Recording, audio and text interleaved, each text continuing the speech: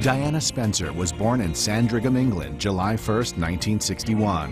When she was 6 years old, her parents went through a bitter divorce, and her father, Lord Althorp, won custody. Her family was close with the Queen, and Diana was a frequent playmate of royal children, Prince Edward and Andrew. In 1975, her father earned the title Earl Spencer when his father passed away, which made her Lady Diana Spencer. I remember an early conversation with her where she said, "Well, I was brought up for this. I was bred for this. This is what I've always thought my job would be." After briefly attending finishing school in Switzerland, the shy young woman moved to London, where her love of children led her to become a kindergarten teacher. In 1980, Diana began dating Prince Charles, who was 13 years her senior. Charles soon proposed, and the world quickly became enamored with the shy 19-year-old. Full of all the royal pomp and circumstance one could imagine, millions tuned in to see the fairy tale ceremony dubbed the Wedding of the Century on July 29, 1981.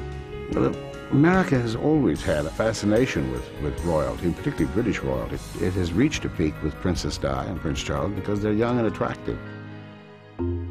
Always a natural with children, Diana was thrilled when in 1982 she became a mother to the couple's first son, Prince William.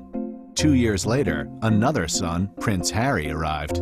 Though the children would be surrounded by all the trappings of a royal life, she made sure her sons were exposed to the world outside the House of Windsor.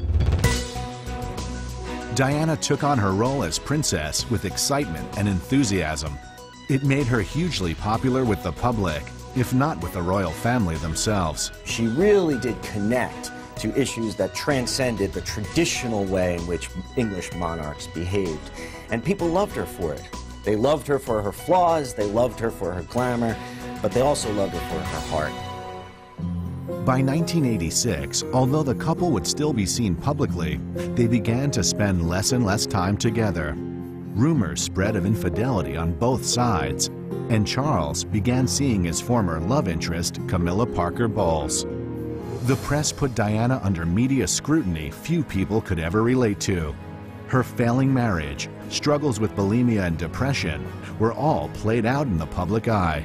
She opened up her life to the media in a way that was never done by any of the royals. In 1992, Prime Minister John Major confirmed what the world had already assumed.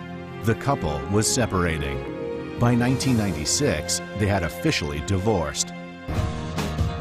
She was no longer called Your Royal Highness, but she had become the People's Princess by dedicating her life to the two things which meant most to her: her two sons and the charitable work she had pursued so vigorously.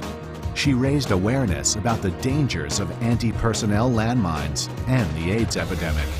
And in this one moment, not just did she visit people with AIDS, but she actually touched them. By her doing that, she sent a message to the world public that it is not a disease that can be given in casual touching.